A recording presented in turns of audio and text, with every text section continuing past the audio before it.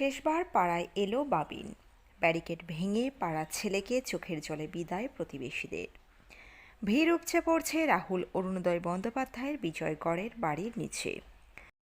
চোখের জলে তাদের আদরের বাবিনকে শেষবার বিদায় জানাতে এসেছে প্রতিবেশীরা। বেশ খানিকক্ষণ আগে ফুলে সাজানো সব বাহী গাড়িতে করে আনা হয়েছে রাহুলের নিথর দেহ।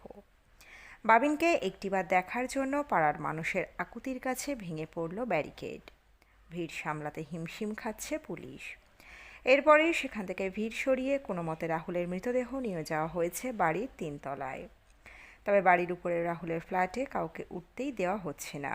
সেখানে রাহুলের মা আছেন, প্রিয়াঙ্কা আছেন, তাদের সন্তান সহজ আছে। সেখানে কোনো সংবাদ মাধ্যমের প্রতিনিধি অথবা বাইরের কাউকে ঘরে ঢুকতে দেওয়া হচ্ছে না। রাহুল প্রিয়াঙ্কার সন্তান সহজের বয়স মাত্র 11। তাই তার কথা মাথায় রেখেই পরিবার রাহুলের মৃতদেহ নিয়ে কোনো রকম আড়ম্বর চান না। তাদের ছবি প্রকাশ্যে আসুক চান না প্রিয়াঙ্কা ও পরিবারের বাকিরাও। বাড়ি থেকে একেবারে আড়ম্বরহীনভাবেই রাহুলের দেহ নিয়ে যাওয়া হবে শ্মশানে। মাঝখানে কোনো জায়গাতেই স্টুডিও অথবা প্রেক্ষাগৃহের চত্বর কোথাও শায়িত থাকবে না রাহুলের দেহ। বিজয়গড়ের মানুষের কাছে তিনি কোনো বড় তারকা নন, ছিলেন শুধুই পাড়ার ছেলে বাবিন। তার অমায়িক ব্যবহার আর হাসি মুখের স্মৃতি হাতড়ে এদিন কান্নায় ভেঙে পড়েন সকলে। পাড়ার মোড়ে মোড়ে এখন শুধুই প্রিয় অভিনেতাকে হারানোর হাহাকার।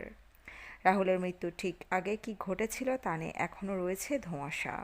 সোশ্যাল মিডিয়ায় ভিন্ন ভিন্ন দাবি ঘুরলেও পুলিশ জানিয়েছে বিষয়টি খতিয়ে দেখা হচ্ছে। প্রাথমিকভাবে জানা গিয়েছে সমুদ্র থেকে উদ্ধার করার পর অভিনেতাকে দ্রুত দীঘা সাব ডিভিশনাল হাসপাতালে নিয়ে যাওয়া হয়, যা তালসারি থেকে প্রায় 10-12 কিলোমিটার দূরে। এরপর সন্ধ্যা প্রায় 6:10 নাগাদ চিকিৎসকরা তাকে মৃত ঘোষণা করেন। পুলিশের তরফে জানানো হয়েছে ভোলে বাবা পারকারেকা ধারাবাহিকের শুটিং চলাকালীন কোনোভাবে সমুদ্রে নেমেছিলেন রাহুল এবং তলিয়ে যান। তারপর দীর্ঘক্ষণ ধরে তার খোঁজ না পাওয়ায় শুরু হয় খোঁজাখুঁজি। এরপর তার দেহ পাওয়া গেলে 6:20 নাগাদ তাকে হাসপাতালে নিয়ে গেলে চিকিৎসকরা তাকে মৃত বলে ঘোষণা করেন। চোখের সামনেই পুরো ঘটনাটা ঘটে রাহুলের ড্রাইভার বাবলুর। রাত পোহালেও মেনে নিতে পারছেন না তিনি।